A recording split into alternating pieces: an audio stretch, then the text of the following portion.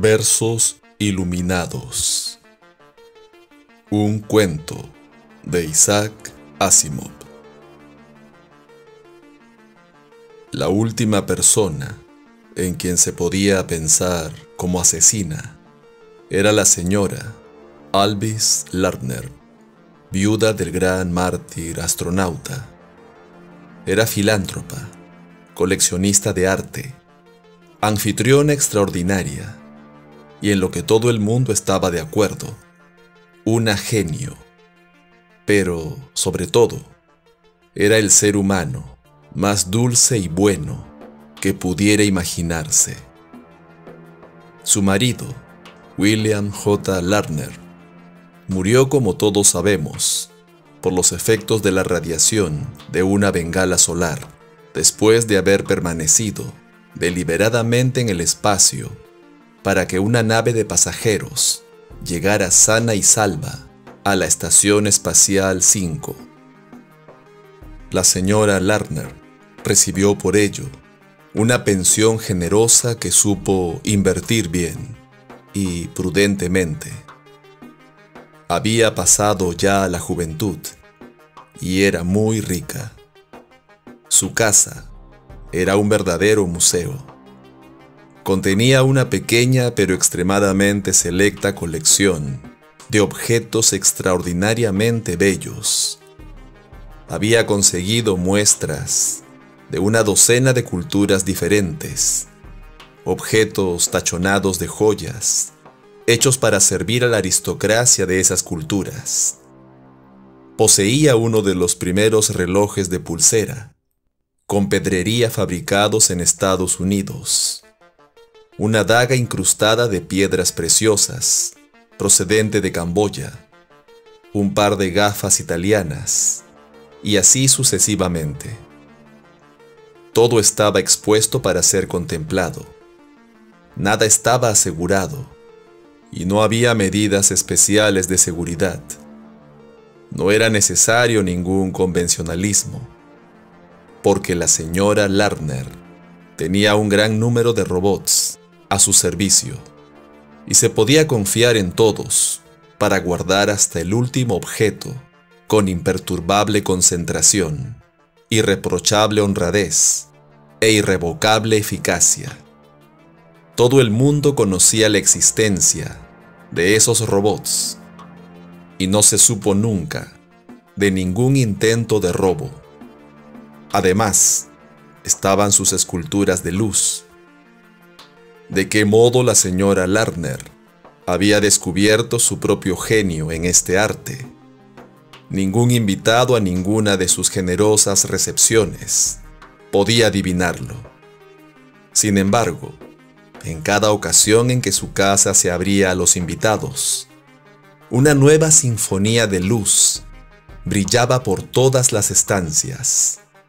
Curvas tridimensionales y sólidos en colores mezclados, puros o fundidos en efectos cristalinos, que bañaban a los invitados en una maravilla pura, consiguiendo siempre ajustarse de tal modo que volvían el cabello de la señora Lardner de un blanco azulado y dejaban su rostro sin arrugas y dulcemente bello. Los invitados acudían más que nada por sus esculturas de luz. Nunca se repetían dos veces seguidas y nunca dejaban de explorar nuevas y experimentales muestras de arte. Mucha gente que podía permitirse el lujo de tener máquinas de luz preparaba esculturas como diversión, pero nadie podía acercarse a la experta perfección de la señora Lardner. Ni siquiera aquellos que se consideraban artistas profesionales. Ella misma se mostraba encantadoramente modesta al respecto. No, solía protestar cuando alguien hacía comparaciones líricas. Yo no lo llamaría poesía de luz. Es excesivo. Como mucho diría que son meros versos iluminados. Y todo el mundo sonreía a su dulce ingenio. Aunque se lo solían pedir, nunca quiso crear esculturas de luz para nadie, solo para sus propias recepciones. Sería comercializarlo, se excusaba. No ponía ninguna objeción, no obstante, a la preparación de complicados hologramas de sus esculturas, para que quedaran permanentes y se reprodujeran en museos de todo el mundo. Tampoco cobraba nunca por ningún uso que pudiera hacerse de sus esculturas de luz. No podría pedir ni un centavo, dijo extendiendo los brazos. Es gratis para todos. Al fin y al cabo, ya no voy a utilizarlas más. Y era cierto. Nunca utilizaba la misma escultura de luz 2 veces seguidas. Cuando se tomaron los hologramas, fue la imagen viva de la cooperación, vigilando amablemente cada paso, siempre dispuesta a ordenar a sus criados robots que ayudaran. Por favor, Courtney, solía decirles, ¿quieres ser tan amable y preparar la escalera? Era su modo de comportarse. Siempre se dirigía a sus robots con la mayor cortesía. Una vez, hacía años, un funcionario de la oficina de robots y hombres mecánicos casi la regañó. No puede hacerlo así, le dijo severamente. Interfiere con su eficacia. Están construidos para obedecer órdenes, y cuanto más claramente dé esas órdenes, con mayor eficiencia las obedecerán. Cuando se dirige a ellos con elaborada cortesía, es difícil que comprendan que se les está dando una orden. Reaccionan más despacio. La señora Lardner alzó su aristocrática cabeza. No les pido rapidez y eficiencia, sino buena voluntad. Mis robots me aman. El funcionario del gobierno pudo haberle explicado que los robots no pueden amar. Sin embargo, se quedó mudo, bajo su mirada dulce pero dolida. Era notorio que la señora Lardner jamás devolvió un robot a la fábrica para reajustarlo. Sus cerebros positrónicos son tremendamente complejos, y 1 de cada 10 veces, el ajuste no es perfecto al abandonar la fábrica. A veces, el error no se descubre hasta mucho tiempo después. Pero cuando ocurre, la oficina de robots y hombres mecánicos realiza gratis el ajuste. La señora Lardner movió la cabeza y explicó: una vez que un robot entre en mi casa y cumple con sus obligaciones, hay que tolerarle cualquier excentricidad menor. No quiero que se les manipule. Lo peor era tratar de explicarle que un robot no era más que una máquina. Se revolvía embarada. Nada que sea tan inteligente como un robot puede ser considerado una máquina. Les trato como a personas. Y ahí quedó la cosa. Mantuvo incluso a Max, que era prácticamente un inútil. A duras penas entendía lo que se esperaba de él. Pero la señora Lardner lo solía negar insistentemente y aseguraba con firmeza: nada de eso. Puede recoger los abrigos y sombreros y guardarlos realmente bien. Puede sostener objetos para mí. Puede hacer 1000 cosas.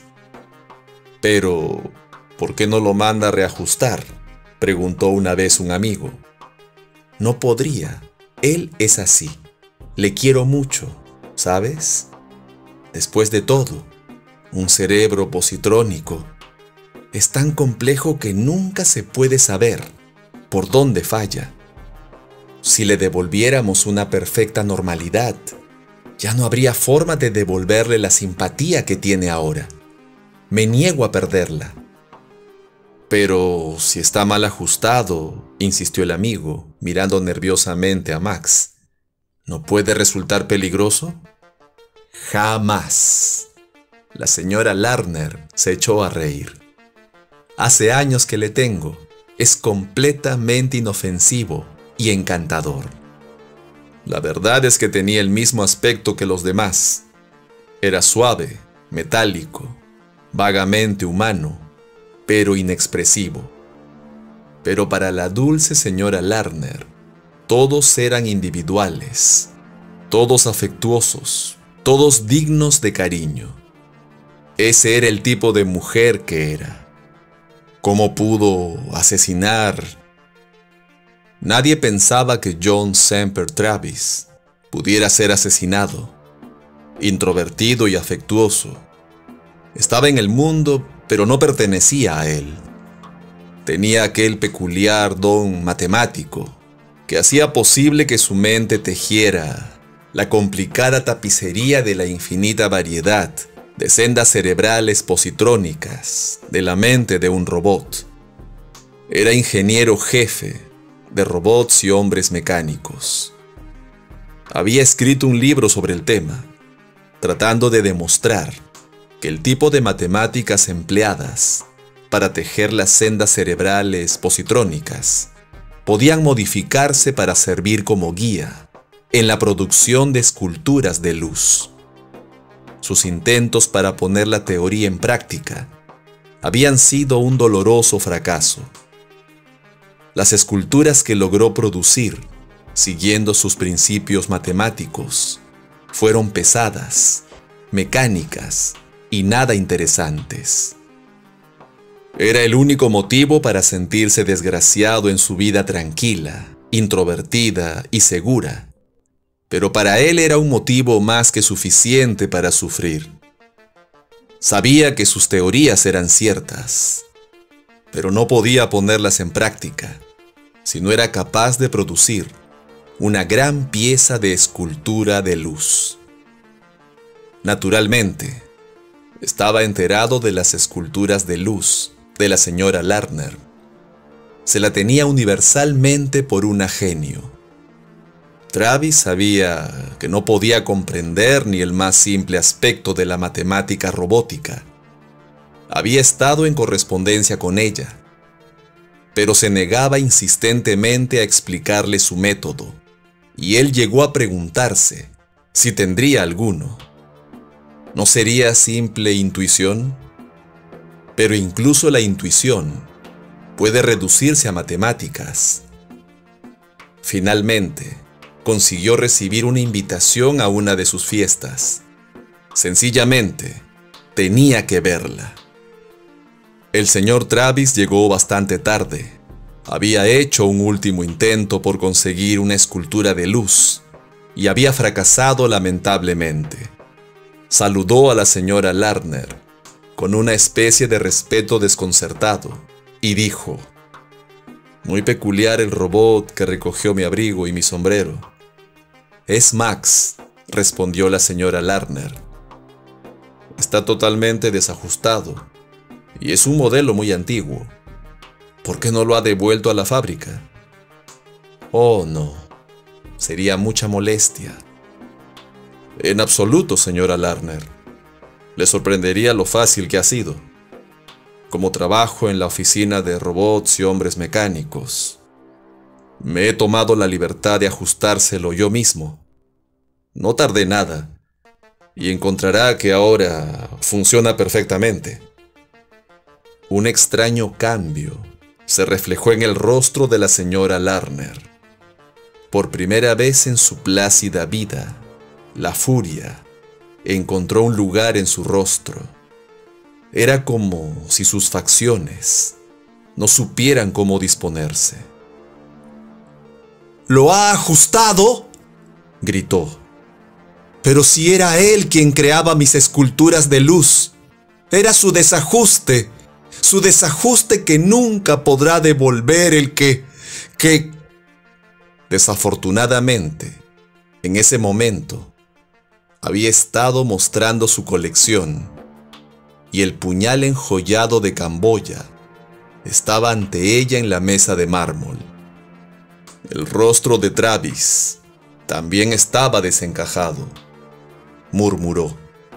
Quiere decir que si hubiera estudiado sus sendas cerebrales positrónicas, con su desajuste único, hubiera podido aprender. Se echó sobre él, con la daga levantada, demasiado deprisa para que nadie pudiera detenerla, y él ni siquiera trató de esquivarla. Alguien comentó que no la había esquivado, como si quisiera morir.